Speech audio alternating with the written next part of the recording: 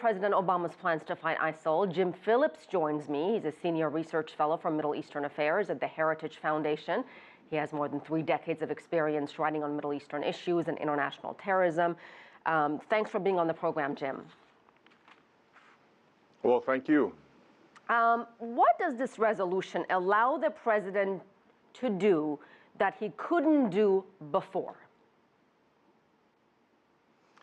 Well, I believe there's nothing new that is allowed, but the previous authorization will be extended and tailored to meet a new threat, the rise of ISIS, or as the president calls it, ISIL, the Islamic State. The administration argues that presently its military activities against the Islamic State are covered by the previous authorization for the use of force against al-Qaeda. But this authorization also would terminate the authorization for the use of force inside Iraq.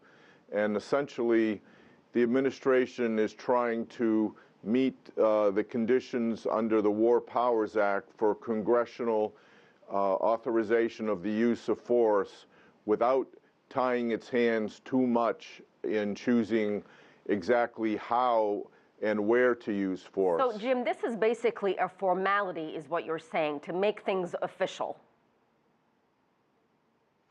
I think it's, in a sense, it's a formality, but it's also very symbolic, and as any other symbolic issue in Washington, it quickly gets caught up in politics, and we're hearing that the Democrats, on the one hand, think it may go too far, and Republicans may think it doesn't go far enough. So I think there's going to be a healthy debate on that. And there's a healthy debate already on the language, which basically says military action is allowed, obviously, but it bans enduring offensive ground operations. Explain that to me. What does that even mean? What does enduring offensive even mean? Well, I think that's semantics meant to provide a fig leaf to Democrats who may be concerned that they may be endorsing something that would lead to a creeping mission or creeping definition of the mission. And the Democrats in general are in favor for limitations on the U.S. use of force, but it also could appeal to some Republicans that are nervous about the prospects of an endless war in Iraq and Syria.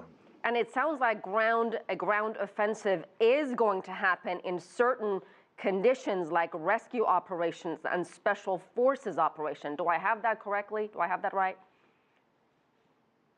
That's right. The president is leaving the option open for the use of special forces to attack the leaders of ISIS, also to rescue hostages or rescue downed coalition airmen.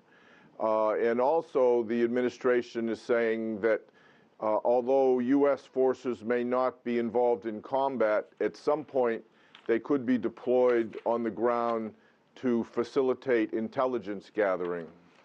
Jim, no geographic limits on this mission. Does that mean if the president decides to go into Afghanistan, he can? If he decides to go into Yemen, he can? He could if the action was against ISIS or terrorists that have affiliated themselves with ISIS. And we've seen already that some small factions of al-Qaeda have defected to ISIS in Pakistan, in Afghanistan, 3 different places in Libya, and 1 small unit in Yemen. So this conceivably could open the prospects for authorization of U.S. military force against those areas. All right, Jim Phillips, thank you so much for your time.